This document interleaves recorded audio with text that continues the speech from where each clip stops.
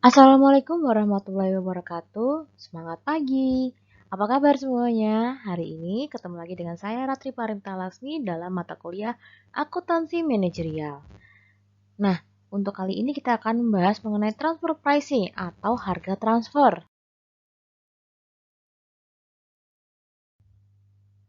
Nah, seperti yang kita ketahui, dalam suatu bisnis itu memerlukan namanya akuntansi pertanggungjawaban.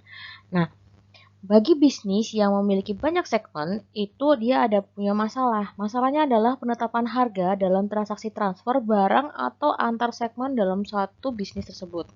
Nah, praktik ini biasanya banyak dilakukan oleh bisnis yang menggunakan strategi integrasi vertikal untuk menguasai jalur pengadaan, produksi sampai dengan distribusi atau pemasaran melalui lebih dari satu tahapan transfer. Maka diperlukan adanya transfer pricing atau harga transfer. Harga transfer sendiri adalah nilai dari suatu barang atau jasa yang ditransfer di mana dia menjadi income bagi departemen yang menjual dan menjadi cost bagi departemen yang membeli. Harga transfer mempengaruhi departemen yang terlibat dalam transfer serta perusahaan secara keseluruhan melalui pengaruhnya pada ukuran kinerja departemen, laba perusahaan secara keseluruhan, dan otonomi departemen. Penentuan transfer pricing harus memenuhi 3 kriteria loh. Yang satu, dia adalah penilaian kinerja yang akurat. Kemudian dia harus ada keselarasan tujuan atau goal concurrent, dan hal ini berpengaruh pada harga yang ditentukan dan harus dapat memaksimalkan keuntungan perusahaan secara keseluruhan. Kemudian kriteria yang ketiga adalah otonomi atau kebebasan divisi dalam mengambil putusan. Jadi ini berarti setiap divisi yang terlibat dalam transaksi berhak untuk memutuskan menerima atau menolak tawaran tersebut tanpa campur tangan dari kantor pusat. Transfer pricing atau harga transfer itu bertujuan untuk memberikan informasi relevan price pada unit usaha dari segi income maupun cost, dan dia juga adalah simple price system yang mudah dipahami, juga dikelola, serta membantu penilaian pusat usaha yang terkait dan memotivasi manajer dalam mencapai tujuannya.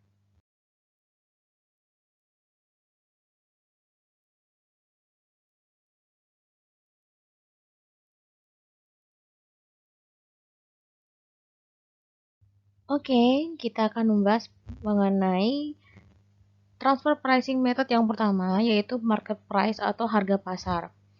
Nah, metode ini ditetapkan berdasarkan pada harga pasar dan ini yang paling disukai. Bagus banget digunakan dalam lingkungan bisnis dengan desentralisasi yang besar. Nah, kalau menggunakan metode harga pasar atau market price ini, harga transfernya dihitung dengan harga yang ditetapkan sesuai dengan harga pasar. Produk yang dijual oleh divisi penjual dibeli sama divisi pembeli dengan harga yang sama jika diluar ke pihak eksternal perusahaan. Ada dua kondisi yang biasanya terjadi kalau menggunakan transfer pricing dengan metode market price ini. Yang pertama adalah kalau jual beli dilakukan antar departemen. Nah, ini kalau terjadi hal ini, maka perhitungan transfer pricing dia menggunakan minus price method seperti yang ditampilkan di sini ya. Nah, kelemahan metode ini jika produk tidak tersedia di pasar sehingga tidak ada harga pasar, maka nggak bisa dipakai metode ini. Tapi jika harga pasar tersedia atau bisa diperkirakan, maka ada baiknya menggunakan metode pasar yang ini. Kemudian, kondisi yang kedua yang mungkin terjadi adalah jika transfer produk memiliki market price, maka harga tersebut merupakan opportunity cost bagi kedua belah pihak, yaitu departemen penjual maupun departemen pembeli. Nah, harga itu merupakan harga dasar yang adil sebagai transfer pricing-nya. Metode harga transfer berikutnya adalah harga transfer berdasarkan harga pokok.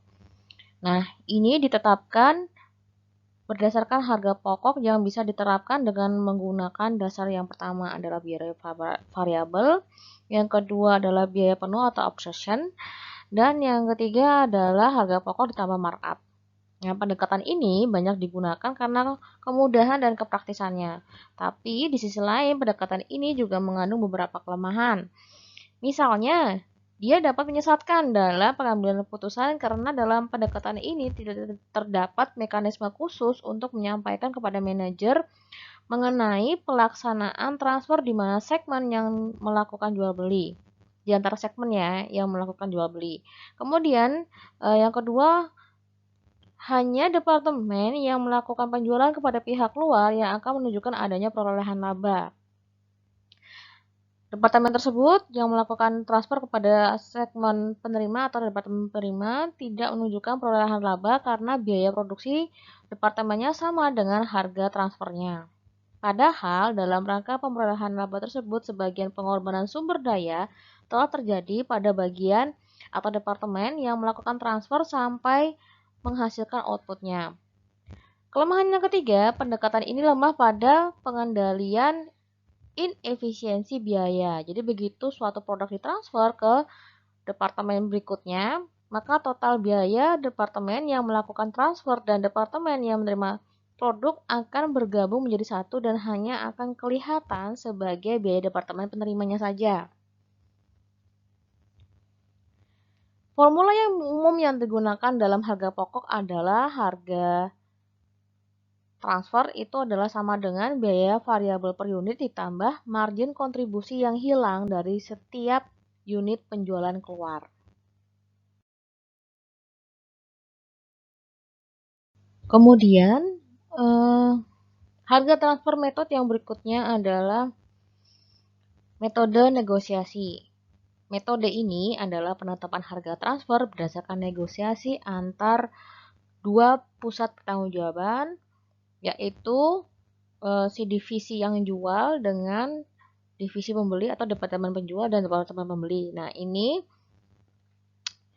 kedua divisi ini negosiasi harga produk untuk dijual secara internal sampai diperoleh harga sepakat.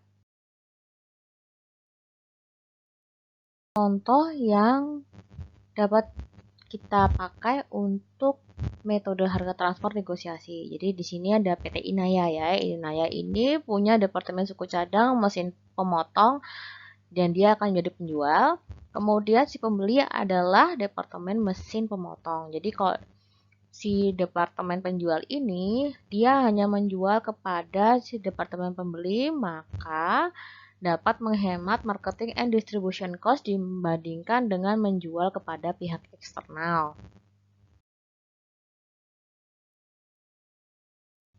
Data departemen suku cadang mesin pemotong dapat kita lihat di sini ya. Oh ya, di sini harga per unit yang ditentukan adalah Rp40 per unit.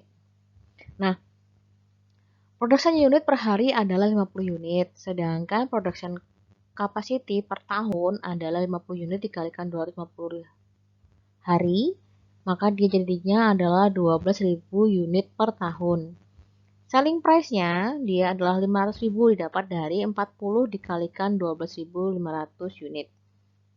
Marketing and distribution cost itu adalah Rp30.000, kemudian fixed cost per tahun adalah Rp150.000, dan variable manufacturing cost adalah Rp150.000. Kedua departemen sepakat melakukan negosiasi transfer pricing dengan perhitungan